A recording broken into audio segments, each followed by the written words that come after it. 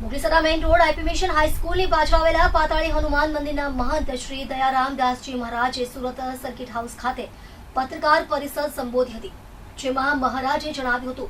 કે વર્ષ 1990માં જ્યારે મુલાયમ સરકારે કાર સેવકો પર ગોળીબાર કર્યો અને હજારો નિર્દોષ ધાર્મિક અને અધિકાર પ્રેમી સનાતનીઓને શહીદ કરવામાં આવ્યા, ત્યારે સંકલ્પિત હતો કે મારું જીવન અને મારી તપસ્યા ધર્મ, રાષ્ટ્ર, ગાય માતાના રક્ષણ, ભારતને વિશ્વનો સૌથી ધનિક અને મજબૂત, સૌથી જ્ઞાની અને સૌથી સદાચારી રાષ્ટ્ર બનાવવા માટે સમર્પિત રહેશે। પણ જે વ્યક્તિઓ અધર્મમાં સામેલ હોય, કોઈ પણ પ્રકારની શક્તિ, અધિકાર, સંપત્તિ, જ્ઞાન, તપસ્યા અને બલિદાનનો દુરુપયોગ કરે છે, તેવા વ્યક્તિઓને નુકસાન પહોંચાડવામાં હું કોઈ કસર છોડીશ નહીં। આ સાથે તેમણે પત્રકારોને સંબોધતા વધુમાં જણાવ્યું હતું કે સનાતન ધર્મ રાષ્ટ્રની પ્રગતિ અને વિશ્વના કલ્યાણ માટે કેટલાક લક્ષ્યાંકિત કાર્યો સફળ બને તે માટે પ્રધાનમંત્રી નરેન્દ્ર મોદી પાસે વિવિધ 5 માંગણીઓ કરી છે, જેમાં પશુ હત્યા પર પ્રતિબંધ, સમાન નાગરિક સંહિતા, અનામત માટે આર્થિક આધાર, ગંભીર ગુનાના અને ભ્રષ્ટ વ્યક્તિઓ પર પણ કોઈ પણ પ્રકારની ચૂંટણી લડવા પર આજીવન પ્રતિબંધ તથા બધા રાષ્ટ્રીય તહેવારો હિંસા અને પ્રદૂષણથી મુક્ત હોવા જોઈએ। જો પ્રધાનમંત્રી નરેન્દ્ર મોદી ઉપરોક્ત 5 વિવિધ માંગણીઓનો સ્વીકાર નહીં કરે તો આવનારા 1 વર્ષમાં શેર બજારને તેના વર્તમાન સ્તરથી ઓછામાં ઓછા 15,000 પોઈન્ટથી વધુ નીચે ઉતારશે, જેના પરિણામ સ્વરૂપે દેશની આર્થિક સ્થિતિ નબળી પડવા લાગશે અને સત્તામાં રહેલા તમામ રાજકીય પક્ષોને પણ બધી ચૂંટણીઓમાં નુકસાન પહોંચશે, એવું પણ મહંત દયારામ દાસજી मीडियाना माध्यमથી प्रधानमंत्रीનું ध्यान દોરે છે। को साल के अंदर 1 साल के अंदर मार्केट के जो अभी की परिस्थिति है, अभी 84,000 पे है, तो 1 साल के अंदर उससे 15,000 पॉइंट नीचे करवा देंगे, मतलब 69,000 पॉइंट पे ले जाएंगे और देश में आर्थिक स्थिति कमजोर होने लगेगी और जो राजनीतिक पार्टी सत्ता में है उनको भी सभी चुनाव में घाटा दिखेगा। महाराज जी की तपस्या के कारण और कई विषयों में देश के लिए महाराज जी की बहुत बड़ी भूमिकाएं रही है, लेकिन पहले आप इन 2 विषयों पर महाराज जी की बातें माने और महाराज जी की शक्ति देखे। यह अभी महाराज जी सिर्फ और सिर्फ अपनी शक्ति दिखाने के लिए कर रहे हैं, क्योंकि आप शक्ति देखेंगे नहीं तो भरोसा नहीं करेंगे, इसलिए पहले महाराज जी की शक्ति देख ले फिर विश्वास करें। गणतंत्र के चौथे स्तंभ के रूप में आप सर्व मीडिया के मित्रों से इस बिंदुओं को अपने अपने स्तर में उजागर करें और देश के शीर्ष नेतृत्व और संचालक गण तक पहुंचाए, यही हेतु है। और किसी से भी नहीं, क्योंकि मैंने ये निर्णय ले लिया था कि 2025 तक हमको आएंगे नहीं, क्योंकि मेरी शपथ है कि मैं 2025 तक आऊंगा नहीं, लेकिन बस ये है जो करूंगा वो राष्ट्र में करूंगा। और ये भी था मेरे मन में कि ईश्वर ने मुझे विशेष अधिकार दिए, विशेष अधिकार दिए, तो उसका सदुपयोग देश के लिए ही करना है। और हाँ, एक बात जरूर कह देता हूं कि जैसे आज वामपंथी आज जो बंगाल के अंदर इनकी दशा हो गई है कि 29 सीटों पे लड़े, 2 पे जमानत बची और 27 पे जमानत जब्त हो गई, उसके पीछे भगवान कृष्ण है। आज केरल में भी जो होने जा रहा है वो भी कृष्ण है। और ये प्रतिपक्ष के लोग अगर सुधर जाएंगे, मेरा आने का मतलब एक और भी है कि शायद ये लोग अगर ये निर्णय ले लेते हैं कि हम ज्ञान का, बल का, धन का, त्याग का, तपस्या का, क्योंकि इसमें क्या है कि माफिया ज्ञान जगत के भी हैं, बलवानों में भी हैं, ज्ञानवानियों में हैं, त्यागियों में भी हैं, तपस्वियों में भी है ना, लेकिन आप उन्हें पूज्य समझ रहे हो। पर कृष्ण का सुदर्शन चक्र ऐसा है जैसे बर्बरी का जो है शस्त्र,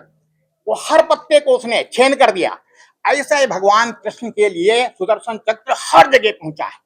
आज चीन भी अगर भारत का कुछ नहीं कर पाया है तो उसके पीछे गुप्त रूप से भगवान कृष्ण है। और ये अच्छी तरह से मान लीजिए कि जो देश के महाभारत के योद्धा लोग हैं वो आज सभी हैं, उस समय महाभारत के जो ऋषि लोग थे आज वो सभी हैं, वहां के वैज्ञानिक लोग आज सभी हैं इस समय। एक तो सबसे पहले यह है कि मैं बता चुका हूं कि सबसे पहले तो यह है कि आपको हर क्षेत्र में आपको ये दिखेगा कि गौभक्त लोग, राष्ट्रभक्त लोग, आज सब ऐसे राष्ट्रभक्तों के अंदर मैं देखता हूं कि कितनी बेटियों को देखता हूं जैसे लगता है सब जीजाबाई वगैरह आ चुकी हैं। और बहुत ऐसे देखता हूँ, यूट्यूब पे देखता हूँ तो देखता हूँ, अरे यार इसमें तो कोई चाणक्य है, कोई पतंजलि है, कोई महाराजा रणजीत सिंह है। ये सब महापुरुष लोग इस समय आ चुके हैं और इन्हीं महापुरुषों की देन है कि दिखाई नहीं देता है। चीन और पाकिस्तान की ऐसी की तैसी इसलिए है ना कि आदर्श रूप में वो सारे योद्धा, आपने कल्कि का नाम ले लिया है तो महाभारत के वो सारे योद्धा आ चुके हैं, वो सारे योद्धा आ चुके हैं और ये सबके मन में युद्ध 26 से होगा। लेकिन मैं कहता हूं कि भगवान कृष्ण का सुदर्शन चक्र 1990 में चल गया था, 1990 में चल गया था और आज जो कुछ आपको परिवर्तन दिखाई दे रहे हैं वो भगवान श्री कृष्ण के सुदर्शन चक्र के हैं। और मैं एक बार कभी बेटे से कहा था कि इस समय मैं सभी लोगों को सावधान करता हूं कि जैसे कहीं कहीं जाएंगे लिखा होगा कि आप सीसीटीवी कैमरे की निगरानी में, तो मैंने कहा कि इस समय ज्ञान का दुरुपयोग करने वाले, वो चाहे न्यायाधीश हों या अधिवक्ता हों, नेता हों, किसी भी पत्रकार हों, ये सब इनके लिए घनघोर काली घटा आ चुकी है, ज्ञान का दुरुपयोग करने वाले। अब मैं नाम नहीं लेना चाहता हूं, बहुत पत्रकारों को मैं जानता हूं कि इनके जीवन में कभी ज्ञान का सदुपयोग तो किया ही नहीं है। लेकिन मैं इतने कह दे रहा हूं कि ये सब